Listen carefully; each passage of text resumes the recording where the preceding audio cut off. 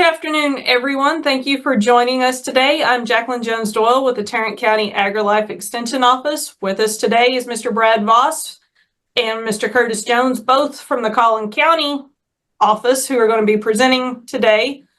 We are offering 1 hour of CEU with this presentation today. However, in order to receive that 1 hour of CEU accreditation, you have to be on this live meeting with us today. This is also being recorded and will be posted to our Tarrant County YouTube page, so you can go back and reference at a later time. Also, towards the end of the presentation, I'll be putting a link to a survey in the chat box. Please complete the survey. This is another way of completing and gaining your accreditation for this, because you'll give me your name and your applicator's license number within this survey. If I don't have that, I can't get you can't get your certificate emailed back to you. Also, if we've got any questions, please put them in the chat box, and I will refer them back to our presenters. So with that being said, we'll go ahead and get the program kicked off and turn it over to Mr. Brad Voss. Cool. All right. Well, thank you, everybody. Let me get myself situated here so I can see. But today, what I'm going to be talking to you guys about is some soil management. So soil is often overlooked. It is the unsung hero. It is our biggest resource when it comes to agriculture. I mean, nothing is more valuable than the ground on which you do whatever your production, whatever your operation is. If you did not have soil, that would become impossible. So my goal is to teach you guys how to get the most out of that precious resource. So let's get rolling. So first thing, what is soil? Well, it's a dynamic natural medium composed of mineral and organic solids, gases, liquids, and living organisms, which can serve as a medium for plant growth. It is not dirt. Dirt is what you track into your mother's house. Dirt is what makes a mess. Soil is what we grow stuff in. But I want to highlight a few key portions within that definition. Number one, it's dynamic. Our soils do change. It could be the massive change over time when we start talking soil formation, or it could be the swink and swell of our clay soils, which happens seemingly overnight. Sometimes you get these massive cracks. You can, lose dogs, small children, cats, every 10 millimeter socket you've ever had in your life. So our soils do not stay the same. They're also composed of organic solids alongside the mineral portion. So those organic solids, bits of dead stuff, that organic matter is critical to our soils. We're going to talk an awful lot about that later on. Gases and liquids, got to have space for that. That means your soil's not a brick. You've got to have space for those gases and liquids, and it's got living organisms in it. Your soil is alive. You need to treat it like it's alive, and you will be much better off for it. Now, through earth-kind soil management, we're trying to build and preserve healthy, productive soils by incorporating as much organic matter into them as possible, and then using organic mulches whenever we can. From a landscape setup, that's easy. You mulch your flower beds, you can mulch garden beds, you return grass clippings to your lawn and that sort of thing. But in production agriculture, there are many practices that I would consider mulching, whether that's leaving crop residue in the field. So you're leaving those organic materials, the harvest trash on the field. That would be a mulch. Spreading manure around. That is somewhat a form of mulching. Okay. But all of that to say, we're trying to incorporate as much organic matter back into our soils as possible. So let's talk a little bit about where our soils come from and get into soil formation. Our soils are very slow to make, very quick to lose. Hopefully we all remember talking about the Dust Bowl way back in, I don't remember where you cover U.S. history, maybe sixth grade or something like that. But we lost tremendous amounts of topsoil because nothing was holding it in place. And massive winds came through and deposited the bulk of that soil in the ocean. And we're not going to get that back anytime soon. And we're certainly not making any meaningful amount of soil, not in our lifetimes. I mean, you add all of our lifetimes together, you're still not going to make any meaningful amount of soil. I mean, it takes thousands of years. So we need to preserve what we have.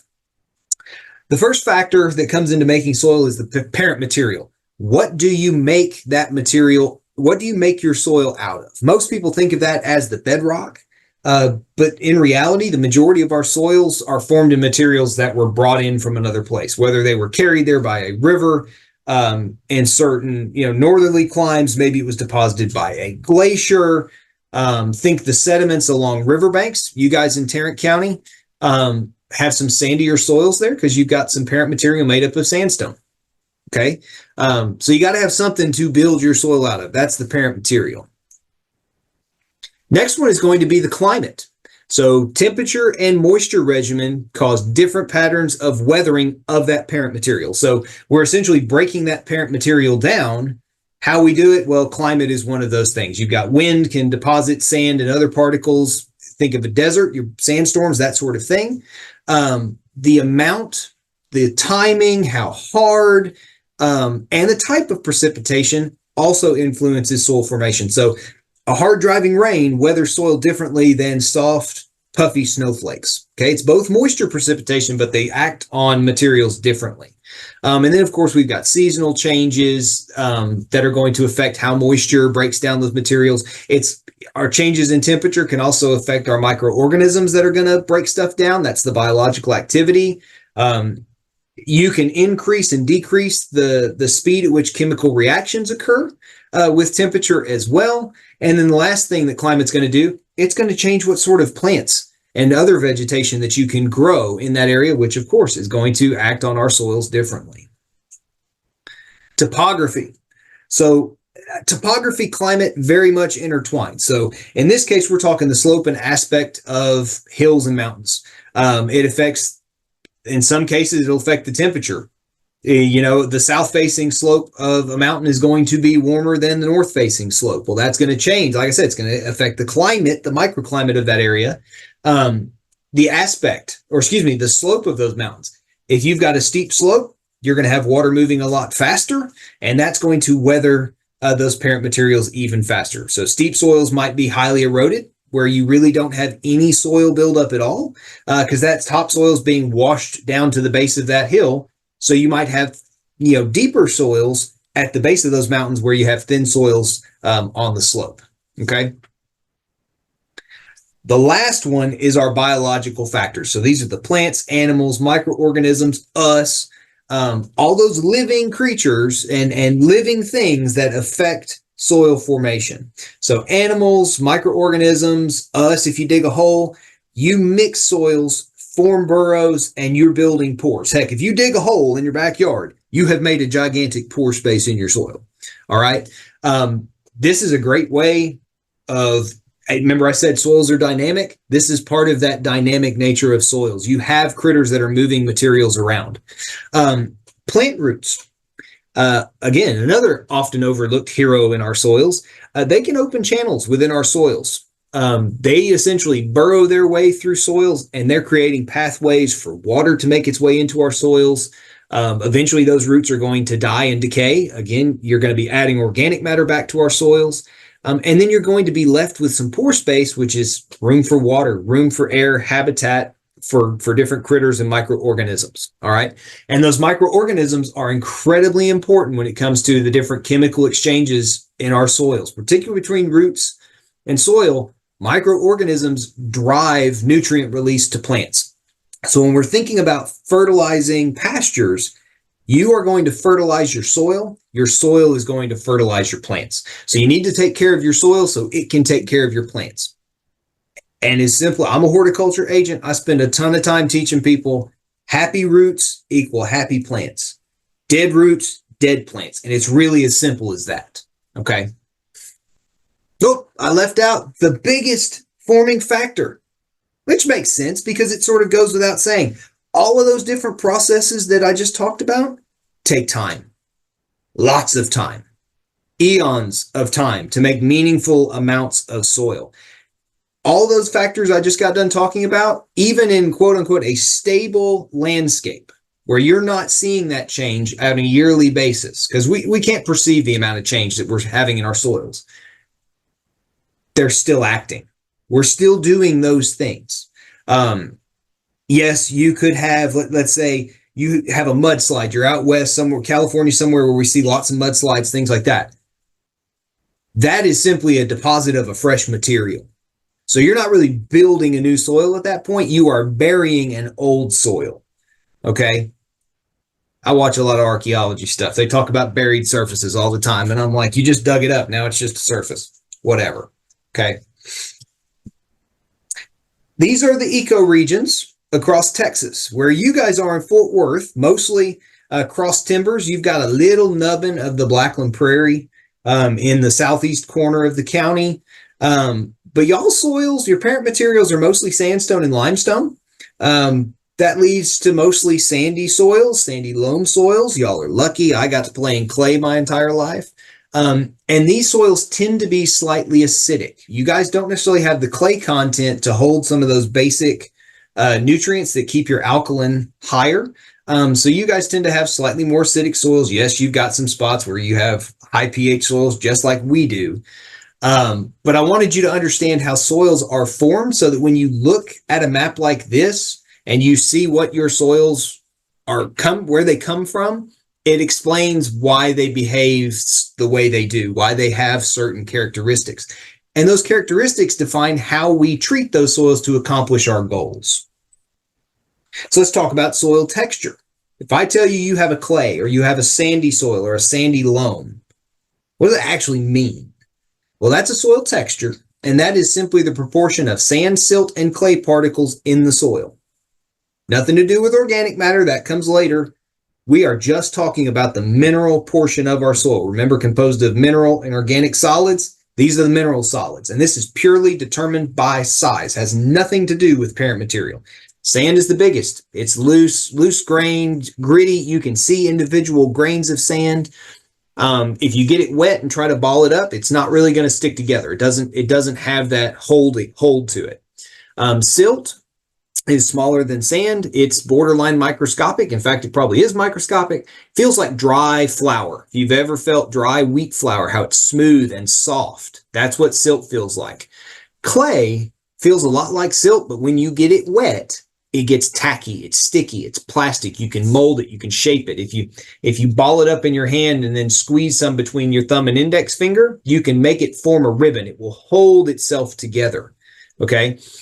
Clays exert the most influence over the characteristics of a soil. Notice the big orange triangle of doom there. Well, that's because clay particles exert a lot over our soil. So they take up the biggest chunk of that triangle. In fact, anything where you see the word clay over there, sandy clay loam, silty clay, clay, all of those are going to have influence from clay particles. All right. It's a big chunk of that triangle.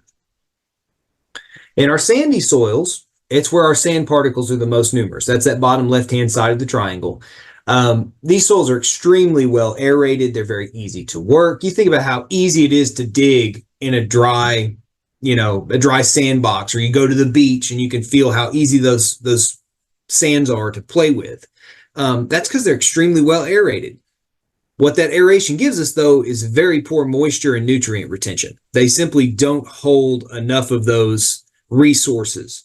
That's why clay particles are so important. They are on the far opposite end of that, which is critical in our soils for holding nutrition, holding moisture, but they can be a double-edged sword. Okay.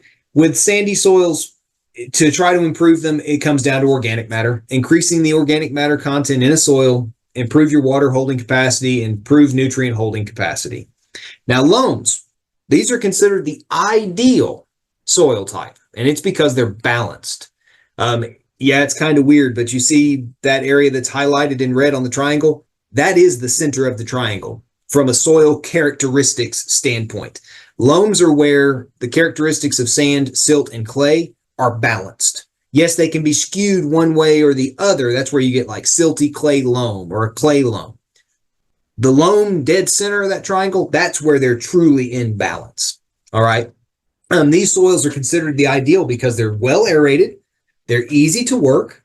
They hold more moisture and more nutrients than our sandy soils, but they don't hold too much. Okay. They're not like our clays that can just become a soupy mess on us. You can still improve soil structure by adding organic matter. Remember, this is a soil. It is alive. It needs something to eat. That's that organic matter, right? Now let's talk about clays. All right. Now I live in the heart of the Blackland Prairie. Grown up here. It's the only soil type I've ever really had to mess with. They are very challenging if we're being polite. I've got sitting in my email lots of other ugly word choices people send to me when we talk about clays. They hold a ton of moisture and nutrients. Certain times of the year, they hold too much. Look at this past spring. We've been rather soupy over here. And that can lead to poor aeration in the root zone. Water is going to push air out of the soil. Plant roots need both. They need to breathe and they need to drink. We've been drowning them out. So with clays, we can wind up with root rot fairly easily. These soils are also difficult to work. When some people call them 15-minute soils, you got 15 minutes from too dry to too wet. And when they're in that 15-minute window, you're at the doctor's appointment, your kids are at swim lessons, but you're not out in the field, working the soils. These really are the most difficult soils in terms of growing plants. They are tricky. That said, the plants that love soils, that like clays, love them. They will grow like the dickens. The ones that don't, they just die. Okay. And that's just a fact of it. So now that you understand what texture is, that's nifty. Store that away somewhere precious and focus on soil structure. Soil structure is how we arrange the different soil particles. Now we start bringing in organic matter. Ideally, you're going to have 50% solid material and 50% pore space. That's the ideal. Guess what? This past spring, there's been lots of water and not a lot of air. And honestly, that 5% organic matter, that's kind of tough too. Outside of closed systems. But this is something we can work on. You're not going to change your soil texture. Don't try. That's a waste of time. It's a waste of energy. It's a waste of money. Focus on improving your soil structure.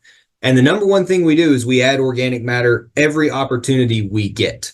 Okay, because adding that organic matter in is what's going to help us build pore space over time. And that pore space is critical because pretty much everything in a soil needs it. Your plants need it because you need space for water, roots, air. Your microbes need it because they need a place to live. If you don't have pore space, you don't have a soil that's alive. You have a brick. Organic matter is simply stuff that's died. It's died and it's breaking down. So it's organic compounds, decomposing remains. Most of the time, from a backyard gardener standpoint, landscaping standpoint, we're talking compost and humus. In a pasture standpoint, we're talking mostly manure, or we're talking grass clippings, old hay bales that have been scattered around. The other thing people forget about is the root system that's down in the soil. Some of those roots die. They have a life cycle. Some of those roots die. You grow new roots. So those dead roots, they're going to break down in the soil.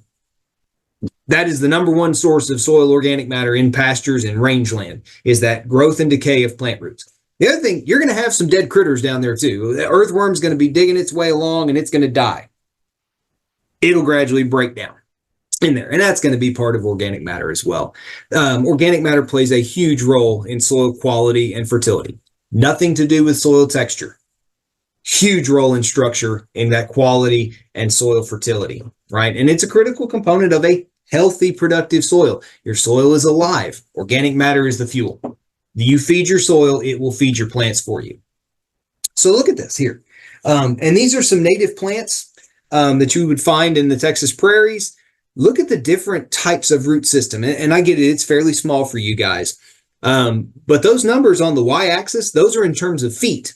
So some of these plants can go down 10 to 15 feet deep, right? Those big, deep tap roots. But then you have some of these grasses that have a more fibrous root system that don't necessarily get as deep. I mean, it's all in perspective. We're still talking 9 feet deep for Indian grass and things like that. All of these plant roots are organic materials. So as they grow and die, not only are they building structure because they're physically making tunnels and holding our soils together, but when they die, that stuff's going to break down. It's going to be incorporated back into the soil, and you're left with some pore space. Okay. this can come in the form of crop residues as well. Yes, those different crops are going to have a root system too, but you're going to leave organic material sitting on the surface. Think just like the mulch you would use in your landscape. It's going to break down over time too. The stuff that's sitting on the soil surface is going to rot, it's going to compost, and it's gradually going to be worked back down into the soils. It takes time. And then things like compost and manures that you can add in to supplement these other two. Okay. But essentially, we just want to add as much organic matter as we possibly can to our soils, because it's what helps us get that large pore space. When you have organic matter in a soil that is breaking down, think of that sort of like glue. It's what helps bind our soil particles together. It helps them clump and form aggregates. Those are dirt clods, basically. And that's what's going to improve our soil tilth. It's much easier it's difficult to plow a sidewalk. It's difficult to plow a brick. When you have a good, healthy soil with a lot of organic matter in it, it is much, much easier to work. Organic matter acts like a sponge. It improves your water holding capacity. So in our sandy soils, it's going to increase the amount of water you can hold in a soil. In something like a clay, it's going to help improve drainage so we don't wind up with excess water. But when we start drying down, it's going to help, maintain some of that soil. It's going to hold on to some and freely give it back to plants. And then in our loams, again, yes, it's going to improve your water holding capacity if you need it. At that point, it's really more fuel than anything else to get good microbial activity. Okay.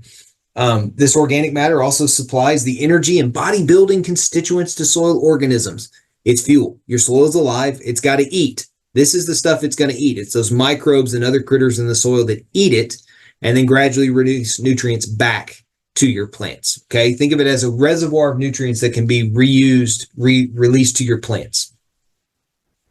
So something we can do to help preserve soil structure and protect our soils, since I think we've established we're not really making a meaningful amount of soil in our lifetime, so we really need to protect what we have. Try not to work wet clay soils. Most of the don'ts fall into clays because they're the trickiest. Try not to work them when they're too wet. If your field looks like that, try not to do that. That's a recipe for compaction. All those tractor ruts, that's just going to set like a stone eventually. I get it.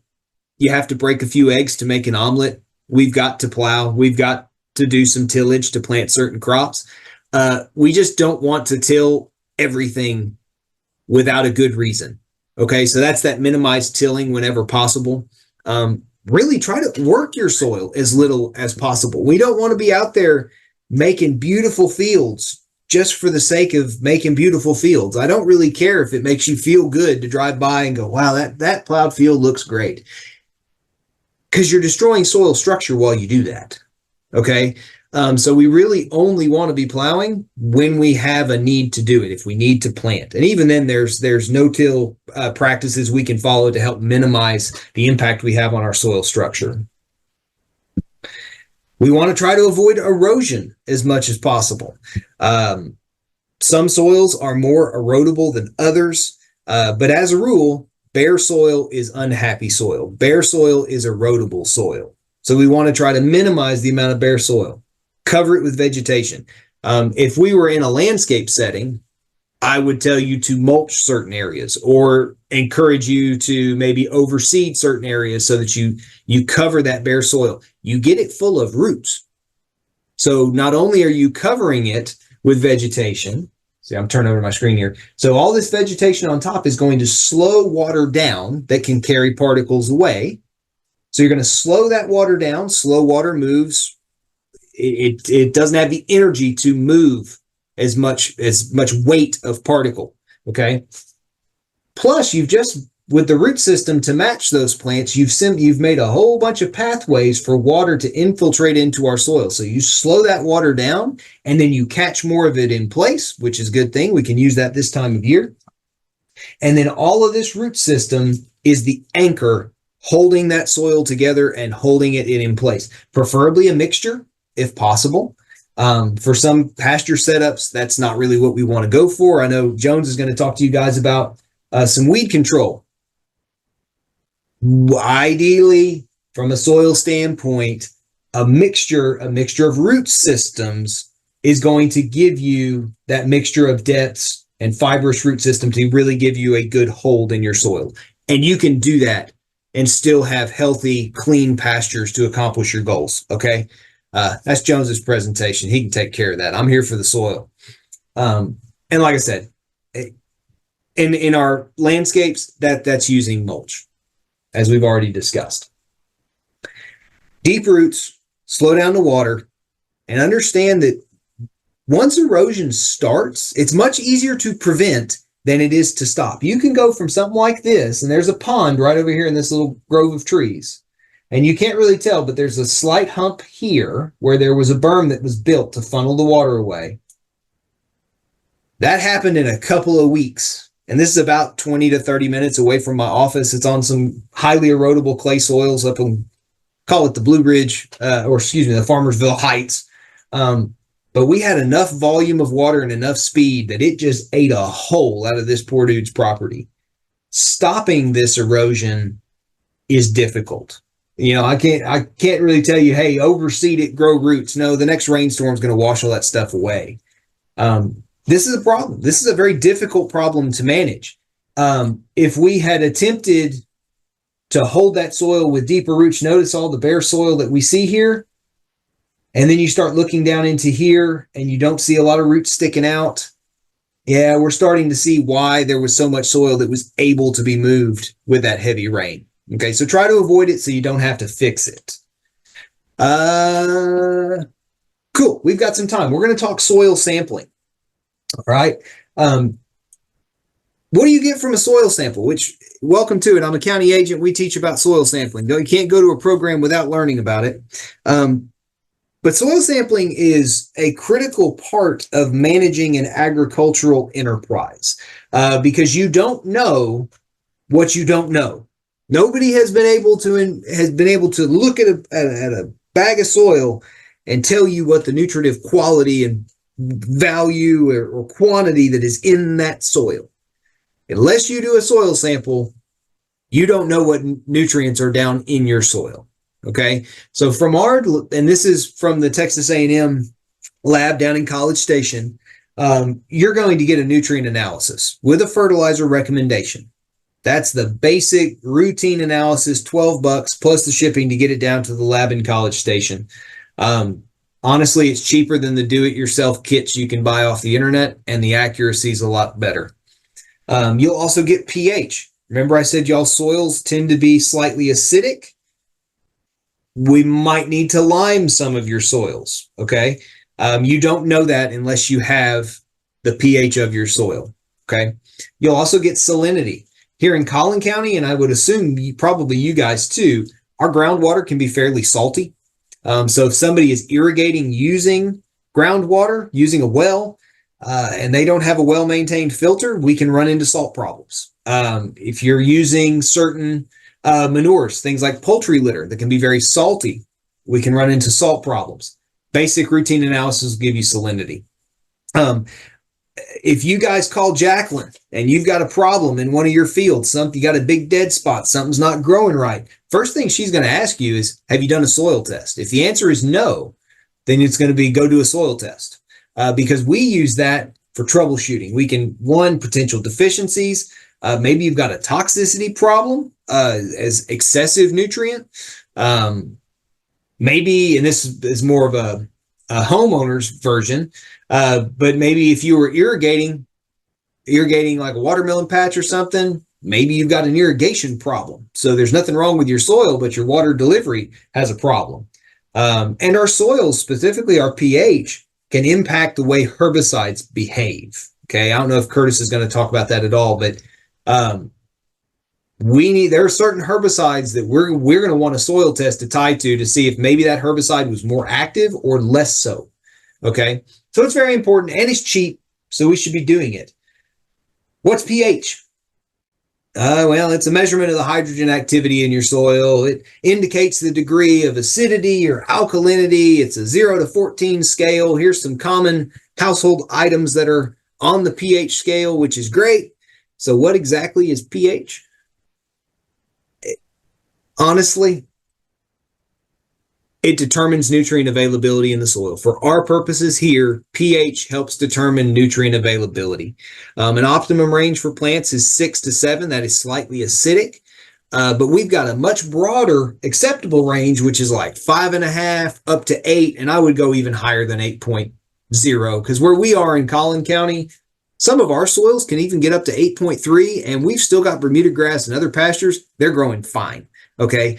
So plants have most plants have a broad acceptable range that they can grow in and do quite well. It's when we start getting outside of that range on the acidic side of things that we start talking about liming to raise that pH. If we're on the higher end of that, the alkaline side of it, just get used to it, because we're not going to lower that pH in any meaningful way. It's just not economically feasible to do that. So you just don't worry about it. You plant what wants to grow here. The number one thing I get is I want to grow blueberries in Collin County. Put them in pots. Go for it. If you put them in the ground, they're just going to die. All right. So grow what you can grow. For the majority of our pastures, you don't really need to worry about it unless you're going to be up in that pH with some lime. pH does affect microorganisms in the soil. When you start, bacteria prefer to be more neutral. When you start getting very acidic, I say very acidic, you start getting below 5.5, you start killing off a lot of bacteria and you get more fungal activity, which slows down nutrient release back to our plants. It can cause some problems. If we're getting below 5.5, you're going to need to start liming to raise that pH up to get it to a more optimum spot for your pasture grasses. Far easier to raise pH than lower. Majority of our soils are calcareous in nature, meaning they've got a ton of calcium in them. It's like having a ton of baking soda down there. It's nearly impossible to lower pH. So don't try. Don't worry about it. When you're taking a soil sample, you're going to want to take multiple subsamples from your given area. So let's say it's a 10-acre pasture. You're going to want to take maybe one subsample per acre and mix that up in a big bucket. And you don't need much soil. I mean, it's like 1 inch by 1 inch by 6 inches. It's a little spit of soil.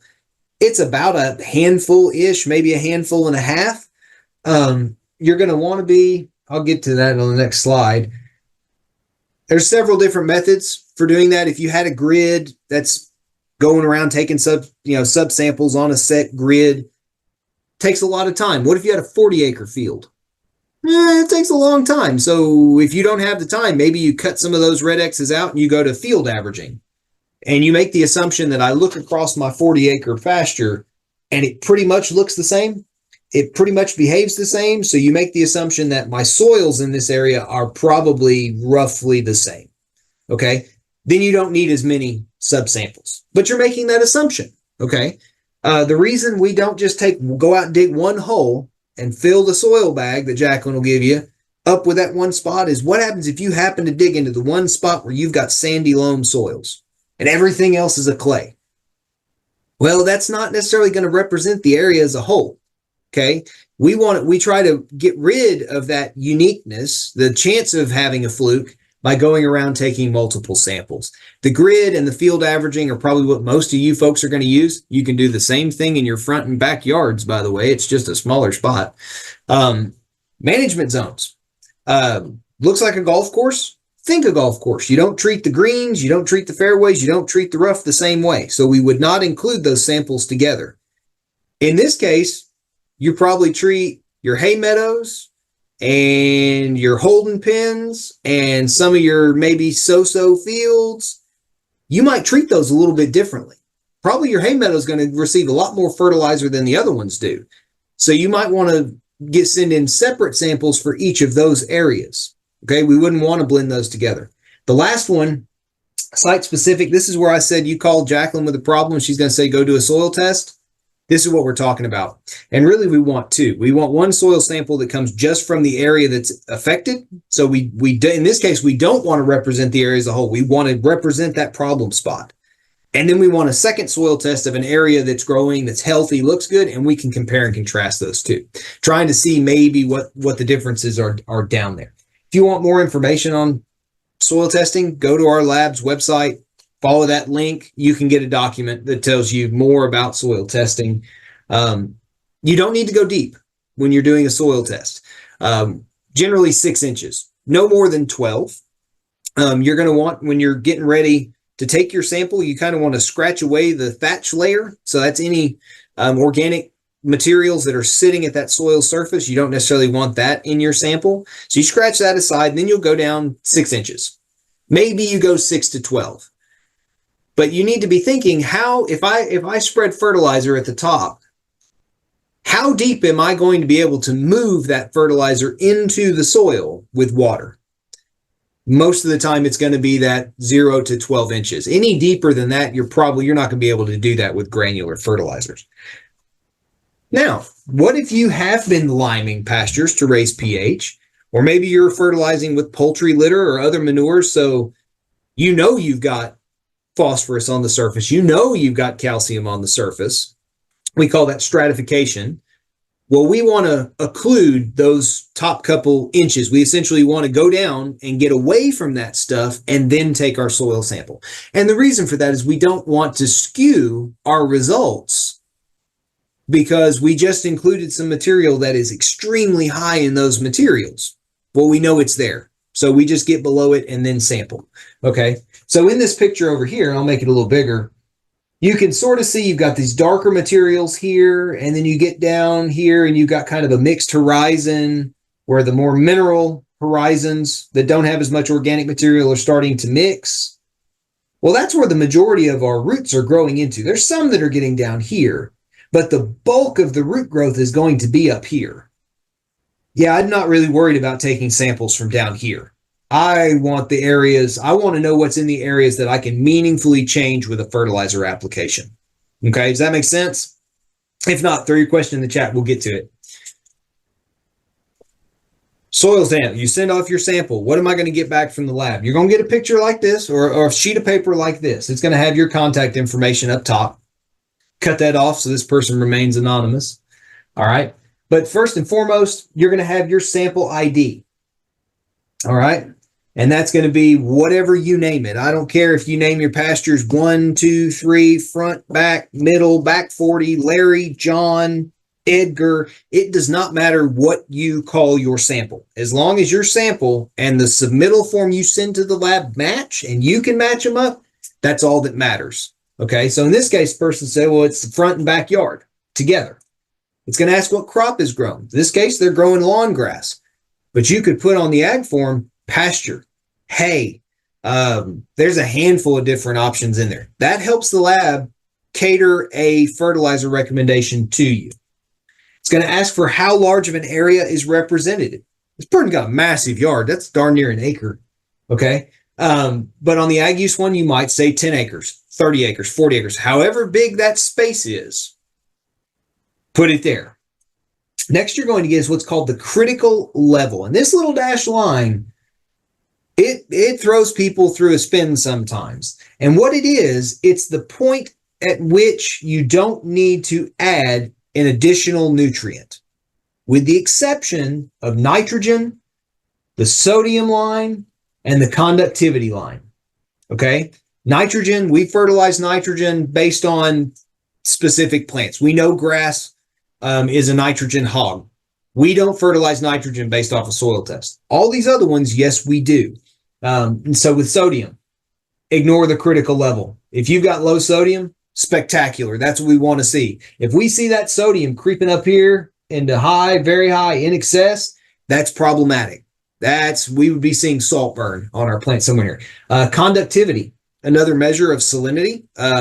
We jam 2 electrodes in the soil and run a current through it. The more salt you have in there, the higher conductivity you're going to get. Okay, so it's another indicator there. Don't worry about the critical level line there. Then you get your fertilizer recommendation. All right. So in this case, it's calling for some nitrogen in there. We're ignoring that because we're talking about grass. But then it's calling for almost 3 pounds of phosphorus. Just a smidge of potassium in there. But you get, and for the ag use one, it would be in terms of pounds of product per acre as opposed to 1,000 square feet. You get a recommendation that is usable. You can take that to the fertilizer plant and say, I need to build something that does this. And then you can hum and haw around on what's on sale and how much you want to spend and all the rest of it. Okay. There's that liming requirement. In this case, we're sitting at 0 pounds. Our pH is at 8. Yeah, there is no need for lime at all. But let's say this pH was creeping down into the 5s. Well, then this limestone requirement, you will see it's a recommendation. How much poundage per acre or per 1,000 square feet you need to grow whatever crop you're growing. Okay. And then here's what I said, that nitrogen amount. So in the case of lawns, or if it's a hay meadow, I think you get this nitrogen recommendation down here too. And it specifically says how much to apply, when to apply it, and you sort of ignore this line up here. Okay. And all the things that I just listed for your viewing pleasure. So let's talk liming real quick. And I've only got a couple more slides. You only lime based on a soil test. If you have not conducted a soil test, you do not need to be out there liming. Okay. You don't know what you don't know. It's used to increase that soil pH. It's, as I said, acidic soils can limit plant growth and limit microbial activity. If you are slightly acidic, that's like that 6 to 7, you're in that golden zone. You don't need to worry about this. It's when we start to fall and you've done that soil test and you have a liming recommendation when we lime. This is not a permanent fix. You will not lime once and then not have to do it again. When it rains, you are going to wash some of this material away. You will wash some of these basic elements out and your pH is going to gradually start dropping again. All right. Few areas to avoid sampling. Cattle lounging spaces. Anywhere that cattle congregate and like to pee and defecate, avoid those. So around your hay rings, under trees, all the shady spots in your pasture, because those soils with the amount of material the cows are adding are probably going to skew your results. So there I said, feeding areas, watering areas, your corrals. I would not sample out of your corrals or out of your holding pens unless they're massive and you consider it a pasture. It's just going to skew your results. So we don't want to use those. So that's it. That's it. Look at all that's Texas in Technicolor. Those are all the different soils that we have in the great state of Texas. That's me on the left. I'm Brad Voss. I'm over in Collin County. If you have a question for me, hit up Jacqueline, copy me. You could call me. That's my office number. I'm in my office about half the time, maybe. So shoot me an email, and I'll be happy to help. So with that, if there are any questions, I will take them now. And if not, I'll turn you over to Dr. Curtis Jones. Thanks, Brad. Doesn't look like there's any questions in the chat box. Perfect. But if you want to unmute yourself and ask a question, you're more than welcome to at this point in time.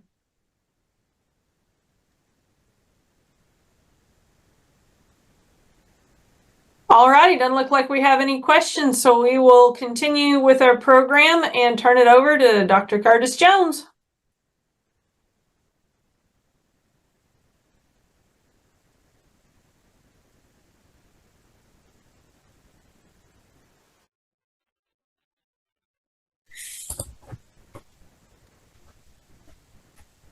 Maybe. We might. I'm working on sharing my screen. There it is. That's not the one I wanted to share. Curtis and I share a wall. So I can hear him through the wall and through my computer, guys, and it's a trip right now. You may have to come help me. Oh, I can do that.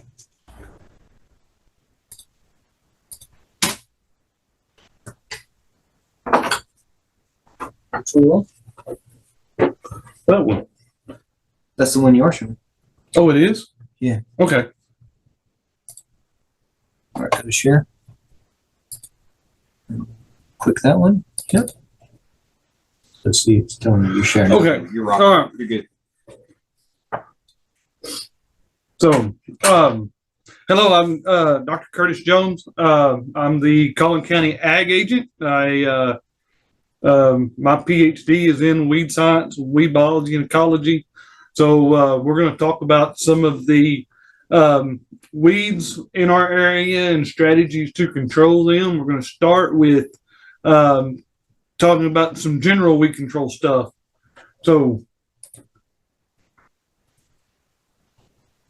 the first thing we want to talk about is what are a weed? So typically a weed is considered a plant out of place, a plant whose virtues have yet to be discovered. So a weed is typically a plant that we as producers decide we don't want necessarily.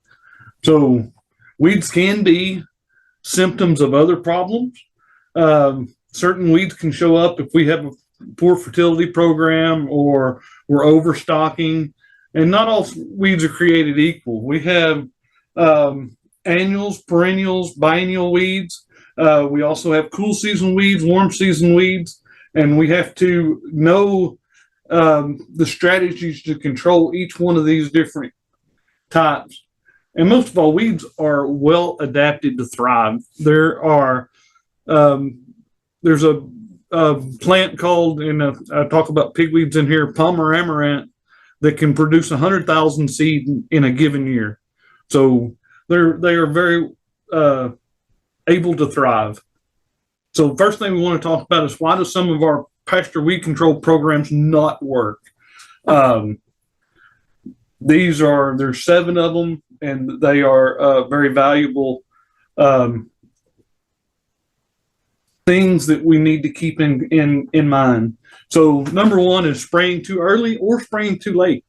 If we go out and spray our pastures and those weeds haven't come up yet, you're not going to control those. So we need to properly identify those weeds. If we misidentify a weed and we're using a product that doesn't necessarily control that particular weed, we're not going to control it.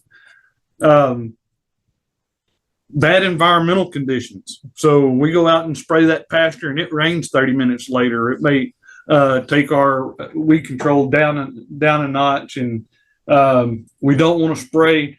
Most of our herbicides work on some particular process in the plant. So if that plant's not actively growing, we're not going to kill it. So we don't want to spray when it's hot and dry. We want those plants actively growing. Sprayed at the wrong growth stage. So most plants, when they're little bitty, they're easier to control. Well, the problem comes in is when we get into some of those perennial plants, the ones that can come back every year, when they're little bitty, they've still got that full-sized root system on them. We can't get enough herbicide in them to be able to kill the roots. So we do have to know what stage to spray each type of weed. One, we used the wrong product. We wanted to control, and this goes back to misidentification of weeds. We want to control crabgrass, and we got a product to control crabgrass, but it wasn't crabgrass we was trying to kill. So we need to use that. And then the last two are probably the most significant for me. Number one, people not calibrating their sprayer. So sprayer calibration is vital to being able to put out the right rate of herbicide or any pesticide. One of the questions that I hate getting is a producer calls me and says, how much do I put in the tank? I don't know what your sprayer's calibrated at, so I can't tell you that answer. So we need to spray those, calibrate those sprayers. And lastly, didn't read the label. So the label is a legal binding document, and you need to follow that label to be able to control those weeds like you need to. Next, we'll move on to some methods of weed control. I was taught at a very early age that a good crop is the best weed control you have. So if we're talking about a pasture, having that pasture that's growing, we're not overgrazing it. There's lots of that particular pasture grass there. That's going to help keep down the weeds and suppress those weeds. So when we use our herbicides, we can take out those few weeds. So we want to maintain our soil pH, as Brad was talking about, and our fertility. Goes back to taking the soil test. In a pasture situation, we probably need to take, after we get 2 or 3 years of taking a soil test, then we can probably go out to taking one every 3 to 5 years. So in a pasture, we do a lot of recycling of nutrients. We're not taking everything away. Whereas in a hayfield where we're taking away all the above ground plant matter, we might want to soil sample those every year or every other year. Grazing pressure. We want to maintain a proper stocking rate. We need to maintain a minimum height in your pasture. Mechanical mowing, and then we have our herbicides applications.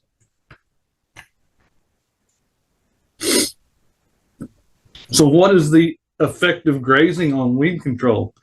Grazing is more of a selective defoliation. So if you ever watched a cow, or I got a picture of a goat here, eat, they'll take a bite here and they might take a couple steps, take another bite. So they're selectively going through. Once those grasses get older, they may go back to those areas that they've grazed before, so they have some young, tender, new growth.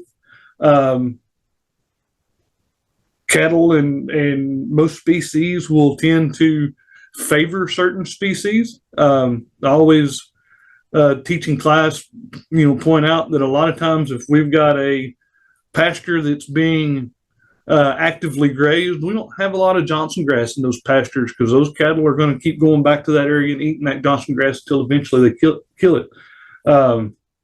So unlike grazing, unlike mowing, where we go in and mow and we take everything down to the same height all at once, we can also alter the selectivity with the animal species.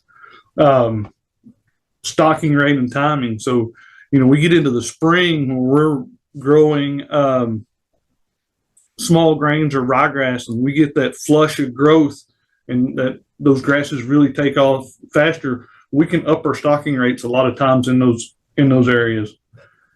Next, we're going to talk about the effect of overgrazing. Overgrazing is going to decrease the carbohydrates in those plants and going to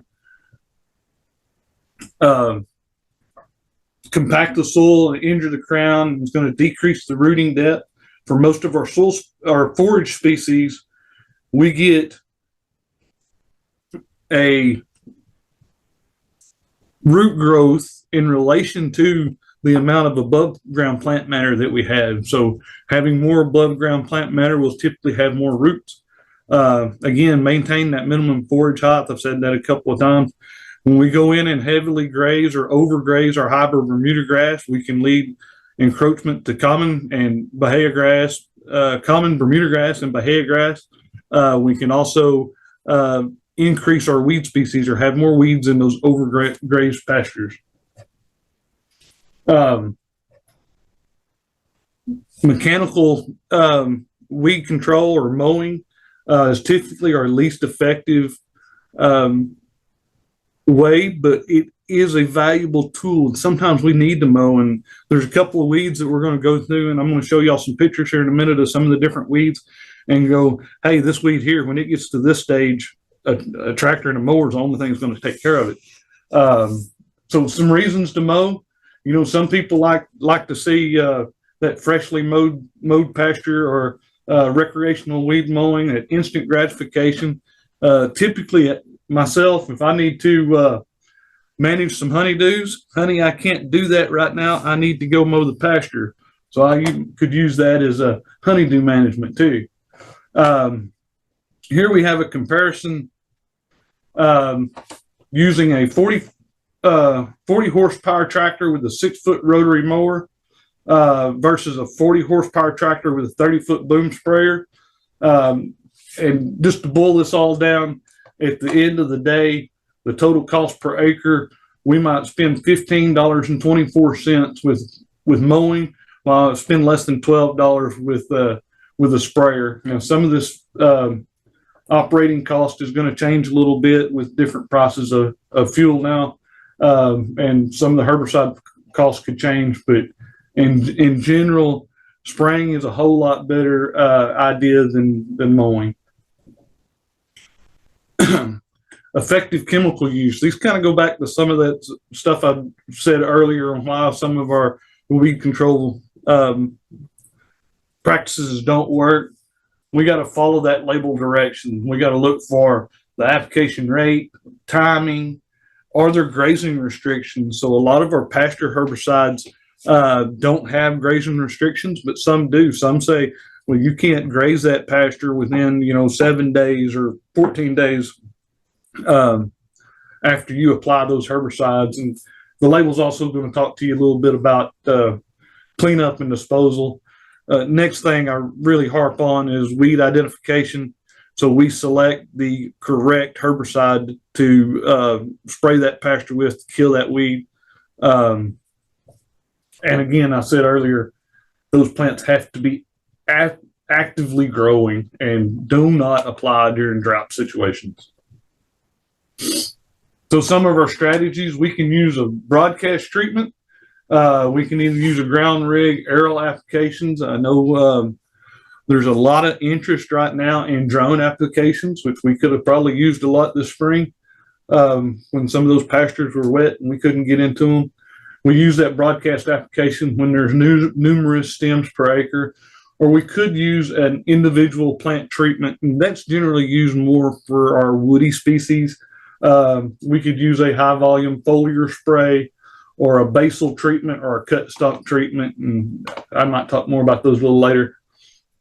So why to control those weeds? This is a older set of data that we keep going back to. But we look here, the brown color was a dry year. If we applied those herbicides early with fertilizer, we had more forage, dry matter forage available for those plants, versus if we applied those herbicides late or just used mowing. And generally, you can say the same type of trends in a wet year too. So plans of action. So what do we need to do? When do we need to do it? So our annual plants, well, are they winter annuals or summer annuals? Those winter annuals, we're going to try to spray November through March. Our summer annuals, we want to spray more April through mid-July. And I have mid-July here, but April through maybe mid-June, depending on the year. We stayed really wet this spring. It was hard to get in those pastures and spray. We might have to spray a little later this year than we normally did. Hopefully we'll get some more rainfall. And so we can maybe push this out a little bit. Our perennials a lot of times is specific to that particular plant. Generally, they have to have enough leaf foliage on them to get enough herbicide in to kill those roots. So with most of our perennials, we want to spray them right about the time they start to flower. So now I'm going to go through several different weeds and some treatment options and talk a little bit about them. We're going to start off with a couple of winter annuals, and then we can move on to some grasses and then some broadleaf weeds. So our first winter annual, we want to talk about the buttercup. Buttercup's one of those that are fairly easy to control. We can use something as simple as just a 2,4-D product, but some of these 2,4-D containing products will work well also. Met sulfuron's one that'll work on this one as long as we, get them fairly young and they're fairly easy to control. We talked next one. This next one is henbit. The picture on the left is henbit before it starts flowering, and then the picture on the right is henbit as it starts to flower. Henbit is one of those that's a very unique weed species. Once we start getting these little perfect purple flowers, henbit becomes extremely difficult to control. So it's one that we definitely got to spray before it starts to spray. We might want to use one of our products that has more than just 2,4-D in it. So we can look at the Grazon Next, Surmount, Cimarron, Bermuda grass before it blooms. We also could use Remedy, Crossbow, Weedmaster, Banble, just something that has more than just 2,4-D in it. So next we got some grassy light weeds. And I'm going to start with the first one being wild garlic and wild onion. A lot of times people, you don't see this, you don't recognize this one very much. Kind of looks like a grass, but it's not. So we can go in with that 2,4-D ester, Weedmaster, or Cimarron and take this one out.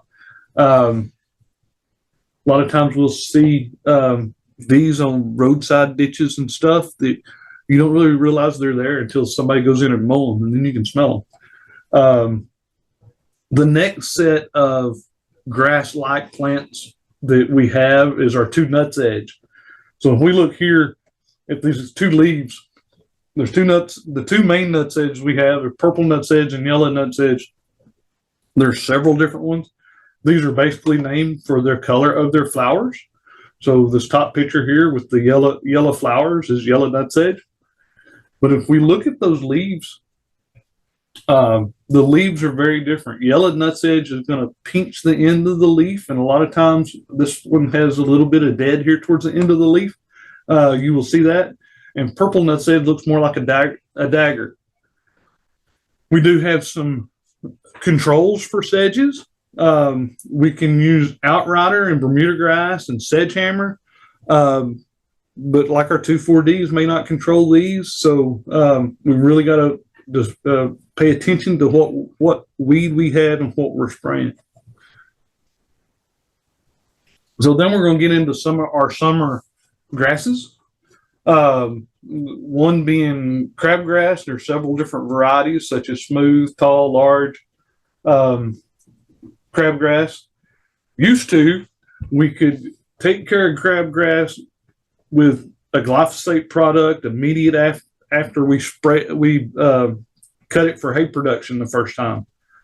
Now we have some pre-emergent products that we can go out with a Resilon or a Prowl H2O in those pastures before that grass ever comes up and spray those and keep those down. We'll talk a little bit more about these two. And as we go through some of these weeds, with the grassy weeds in our pastures, a lot of times this pre-emergent application is one of the best and easiest to control. But we got to look really at timing. We got to have know when this thing's going to come up and be able to spray it. So you're going to be putting those out in the early spring. Foxtail, we have a couple of different foxtails that can grow in our area. We have yellow, green, and knotroot. They can be a spreading perennials. We got some of the similar options as, we want to take these out before they really get started. A lot of times they'll work as long growing annuals. So one that y'all may have a lot of trouble with over in Tarrant County is another annual grass is sandbur. But we can use Resilon and Prowl H2O to take sandbur out fairly easily. Again, we want to spray, there at early green up in our Bermuda grass, and we might want to make a second application a little later with some of these products. Bahia grass. Bahia grass is a very interesting one because some people look at Bahia grass as a weed, and some people look at Bahia grass as the grass that they have for forage.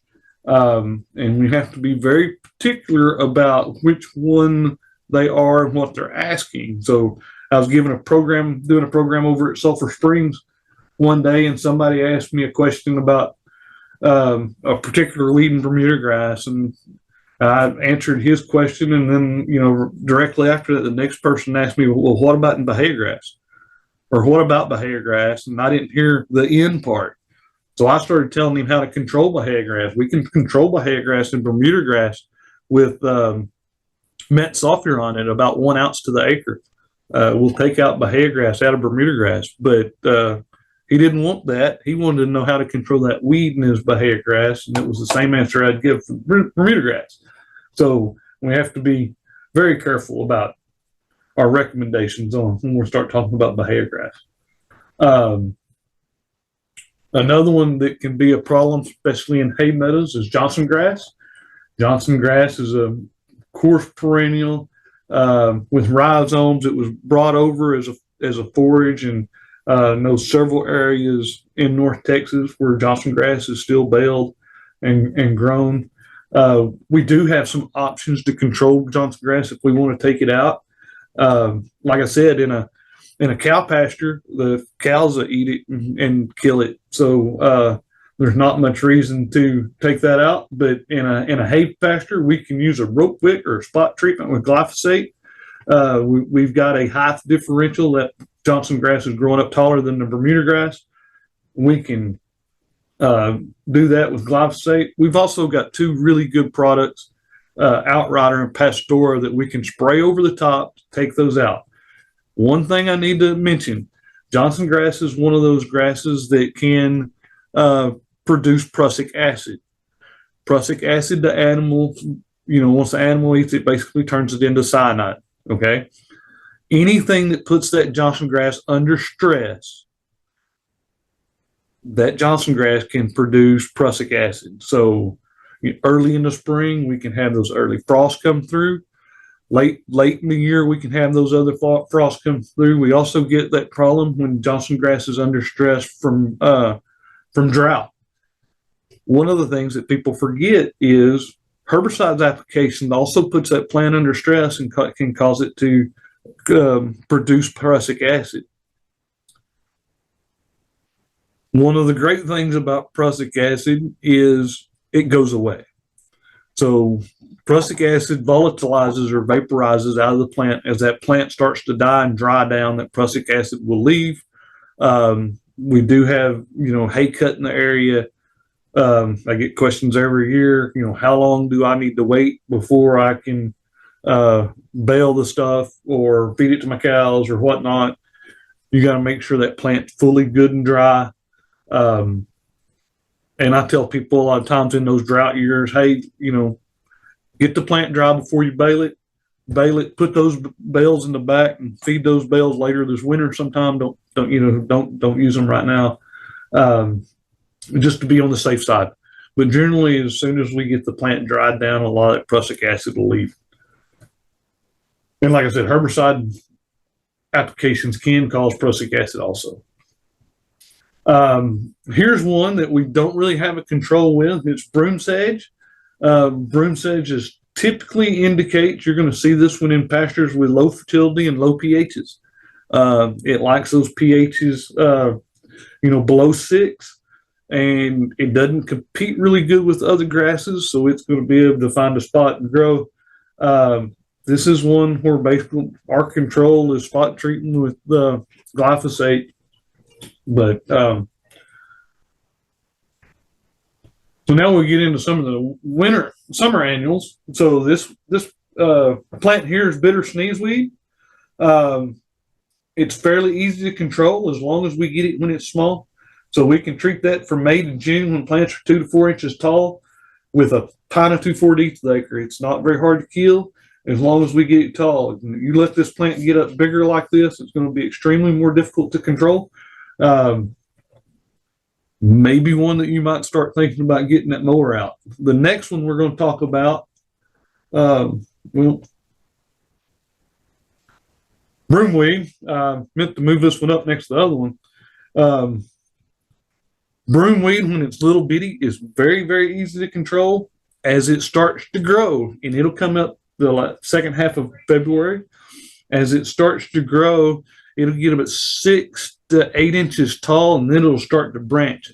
As it starts to branch, it becomes more difficult to control. As it grows more, as it gets to the stage where it's flowering, it is going to be extremely difficult to control. It becomes woody. It drops a lot of its leaves. There's not a lot of area, not a lot of vegetation left on that plant to get herbicides into. If you have broom weeds and it's flowering like this, definitely time to get out the mower. The thing you need to watch is when you're mowing that stuff, the stems on it are very woody and they can be sharp and they can poke the animals in the eyes and stuff. So It's one, if we take care of early, it's fairly easy to control. Sorry about that. I thought I moved to. Here's one that's a perennial dog fennel. Some people call it summer cedar. This is one that we will actually want to wait until late August or September to try to control through mowing, or we can do herbicide applications that 8 to 10, 12 inches tall. But we can also use those herbicide applications later in the summer too. But it's going to take, again, something more than just 2,4-D, a Weed Master, a Graze On Next, Pasture Guard, Surmount, Duracore, one of those, to try to take this one out, and typically later in the summer. Here's our pigweeds I was talking about earlier. The picture on the right is Palmer amaranth. I'm guessing the picture on the left is one of the water hemps. There's several different pigweeds in our area. There's about 8 to 10 different species. They all can interbreed. So we call them whichever one it looks the most up. The great thing is, as long as we can get to it's a pigweed, we can get to the control measures, because the control options for all of them are basically the same. This is one, as long as we get it before it's 8 inches tall, 2,4-D is going to take care of it. We can also use Duracore, Weed Master, Graze On Next. We got several options, including Remedy, Crossbow, and some of those are excellent on pigweeds. If we got them in some of the places where we have some of those grassy weeds, where we're using some of those pre-emergents, we can also take pigweeds out. So pigweeds in general are fairly easy. Pigweeds are a broadleaf plant, and they are another plant that can produce prussic acid. So that's one we want to watch when we get into those, freezes if there's cattle, and drought situations. Sickle pod's on here. This is on here for my more eastern counties in the area. We see it where it's a little bit wetter. But I have it in this talk. Summer annual sickle pod is a legume, so it's in the bean and pea family. As you see, these long pea-like structures, and the seeds are in them. Again, as long as we get it early, another one that's fairly easy to control. If we wait until they're 3 foot tall, they get extremely difficult to control, and we might need to break out that bush hog and mow some of those down. But I would venture to say these are probably all east of DFW. We probably don't have a lot here. Pennsylvania smartweed is another summer annual that's really tough to control with 2,4-D. You're going to need one of our more higher powered herbicide options, such as Graze On Next, Surmount, Cimarron, Weed Master, Duracore. There's several different options. Typically, we see Pennsylvania smartweed or any of your smartweeds in wet areas.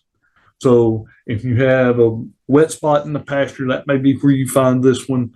Along creeks, ditches is some of the places we can find that. Back to another winter annual that I forgot to move up towards the top. Wild mustard.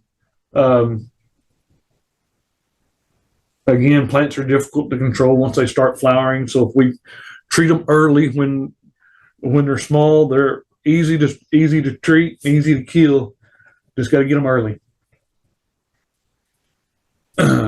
Here's one as woolly croton. I learned it as woolly croton. Other people might call it goatweed or doveweed. This thing, it's hard to see, but the leaves on woolly croton have a lot of little bitty hairs. So the plant itself is pretty easy to control if we can get the herbicide into it. So, and I recommend most all the time using a good surfactant with any of your sprays. But this is one that just 2,4-D by itself, probably not going to get it. We need something else, a Graze On Next, Duracore, Weed Master, one of those. And as that thing gets bigger, we're going to have to increase the rate on those herbicides, because as those plants get bigger, they're harder to control. If they're real big, we can always go back to a mower. Marsh elder, this one's definitely one that can take over a pasture, in particularly a wet pasture. You see this a lot of times down in bottoms that stay wet a lot of times, that gets taller than the grass. It will shade out the grass and start to take over an area. But we do have control options. If you have marsh elder, you know, our Duracore, Graze on Next, Forefront, P plus D, Pasture Guard. We have lots of different options. It's just going to take one of those a little bit more expensive options. Just a 2,4-D may not take this one out for you. So it's a pretty good one. Mare's tail we see a lot. It can be a perennial. It is 1 to 5 feet tall. Sometimes have short hairs. It's going to bloom June to August. This is one that we're going to go in with one of those products. Surmount, Graze on Next, P plus D, Duracore, some of those more than 2,4-D. We want to let this thing get a foot to 18 inches tall. Go in and spray it. You may have to make repeat applications, but you can take out horseweed or mare's tail if you'll stay diligent. We have about 5 different milkweed species in our area. They are perennial. If you try to dig them up, they've got a little bitty, like a sweet potato tuber underneath the ground. They have a very, very waxy leaf. These are ones that I see people go out and spray their pastures and come back 2 weeks later and they just look just as happy as they were the day they sprayed. And one of the reasons is that really waxy leaf. Very hard to control. We got to go with something like a Banville, a Duracore, a Crossbow, Cimarron Max, put a couple of different modes of action in there. We can work on these. These may take repeated applications, but you can eventually take care of them. This is one that I remember growing up, and I went off to school and I took my first weed science class, and they talked about common mullein, and I'd never seen it before, and I come home and saw it everywhere. So this thing is a perennial. It's a biennial, so it's going to grow in a rosette stage. The first year, going to be close to the ground. The second year, it will bolt and get taller, like in this picture. The leaves are densely hairy. They're so hairy, I'd more like to call it fur. It's one that's extremely difficult to get the herbicide in. So we have to use some of our treatment options that are a little bit more powerful than just 2,4-D, like a Graze on Next, a Duracore, P plus D, one of those. You can take care of it. Again, I've not seen common mullein take over a pasture by any means, but I have seen it in pastures before. Then we have the thistles. My place in Grayson County right now is full of musk thistles, where I wasn't able to get in and spray that thing this spring because of all the rain. Typically, those thistles are fairly easy to control as long as we can get them, hopefully before they go to flowering. Just 2,4-D will take care of them. This is one, if you've got thistles and you've got a pasture full of thistles that's out there flowering, it does nearly absolutely no good to go mow it. You go mow it, it's just going to sprout right back up and put on a new seed head. Spraying it's definitely the better option. But I could have got out this winter, and I have a treat in November through March. I could have got out there sometime this winter and sprayed those and wouldn't have that problem right now. But generally you want to get those. The problem I have with my weed species, spray my thistles sometime between November and March, but a lot of my summer weeds hadn't come up yet. So I'm going to end up having to spray twice, or I'm trying to push that March into April so I can hit both some of those summer weeds and those winter weeds at the same time. And that's one thing is managers of those pastures that you got to take into account is, your time, cost of that product. Do I want to go out there to spray trice, or do I want to try to hit it perfect right in the middle? Well, I tried to do that this year, and I missed spraying my pasture. So, not always good to try to do the perfect thing. Ragweeds. We have about 3 different ragweeds in our area, and a 4th one that looks like a ragweed. So we have western ragweed, which is a perennial. We have giant ragweed, which is an annual. We have common ragweed, which is an annual, and then we have one called ragweed parthenium that's an annual. So if you have western ragweed, this is one we need to let the thing come up, let it get some size to it. It's going to take, more than just 2,4-D. It's going to take a Duracore, a Grazon Next, P plus D, Milestone. I've got several different options listed because it's a perennial and you got to kill the root. So we need to let that thing get up 8 to 12 inches tall before we spray it. The other 3, common ragweed, giant ragweed, and ragweed parthenium, they're annuals. Those we want to try to get them before they hit 8 inches. And then we might be able to go down to something that is a little cheaper option, a 2,4-D or a Weed Master option. So there's some options on those depending on which ones you've got.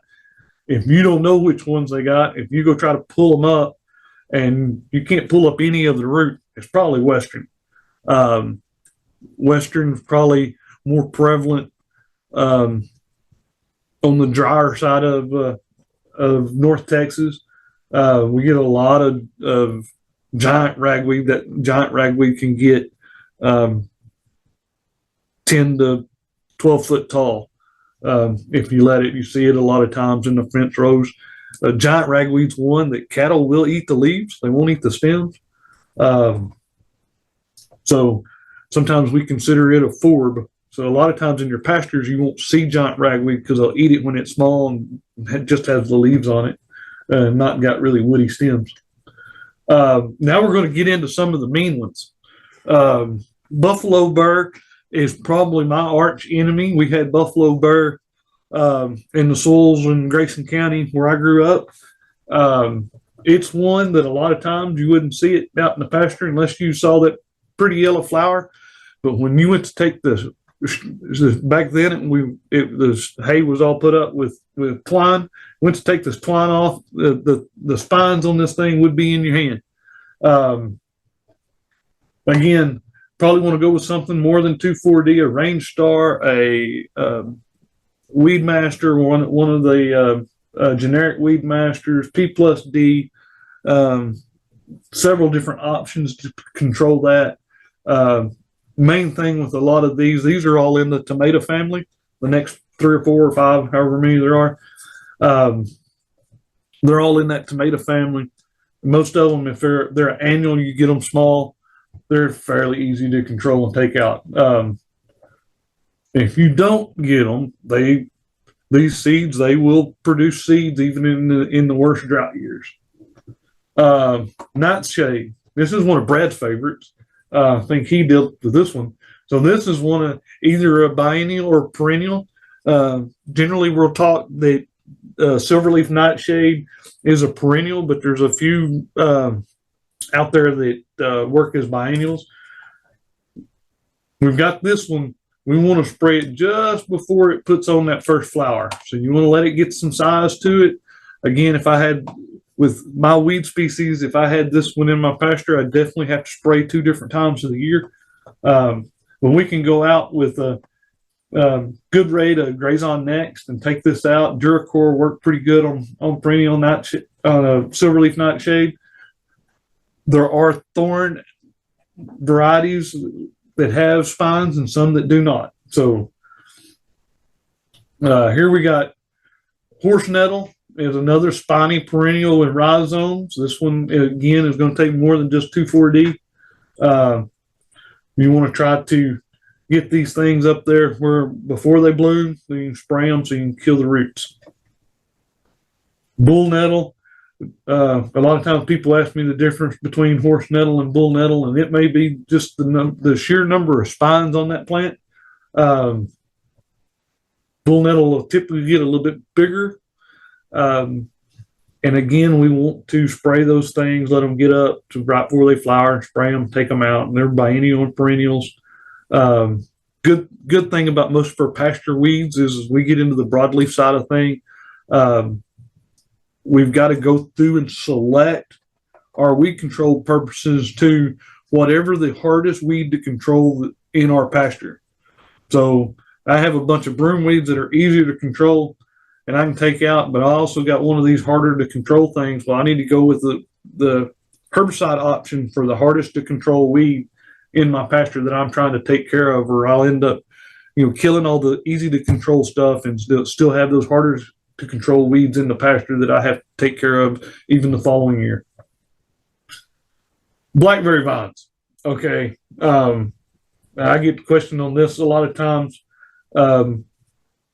Not everybody wants to kill these. Some people like to eat the blackberries, but if they're in my pasture, they can be a problem.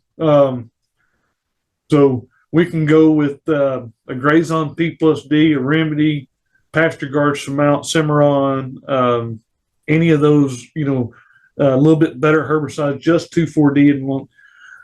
Personally, my option with controlling blackberry vines, I like to use a mixture of Remedy and metsulfuron.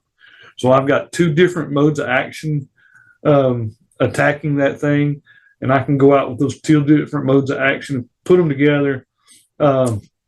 Spot spray this big bush. In this case, is all one big bush, and the right-handed picture, they may be several different plants out there that I might need to go out with something, but the other thing I have here on the list is Similac species or greenbrier.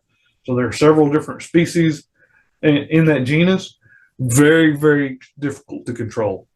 My son, we were working a few years ago, we were working on cleaning out fence rows, and he was like, "Dad, this stuff like natural barbed wire."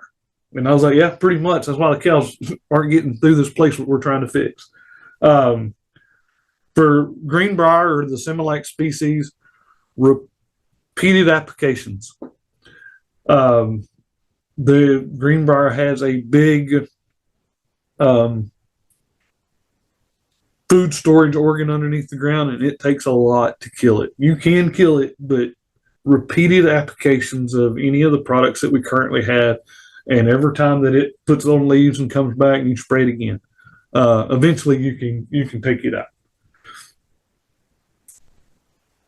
So that's all I have right now. If y'all have any questions, I'm more than happy to answer questions and talk about individual plants. This is my email address. It's curtis.jones@ag.tmu.edu. That's the best way to get a hold of me. I know a lot of the plants in North Texas. I do not know all of them as far as identification. So thank y'all very much. We'll open up the floor to questions.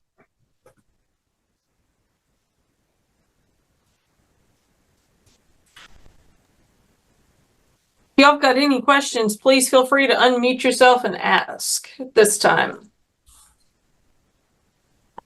Except for Brad. He can't ask questions. As long as he has an answer to his question, he can. That's very fair. Jacoby, you got a question? I just appreciate all the info. Well, thank you very much. I will send this presentation. I'll make sure to send it over to Jackie. If anybody wants a copy of it, she can email y'all out, or y'all can just email me and I'll send you out a PDF copy of it. I've used it in several different places over the state. All right, I appreciate it. I'm in Central Texas, and buffalo thistle is my nemesis as well. What part of Central Texas? Right in the center, Concho County. Okay.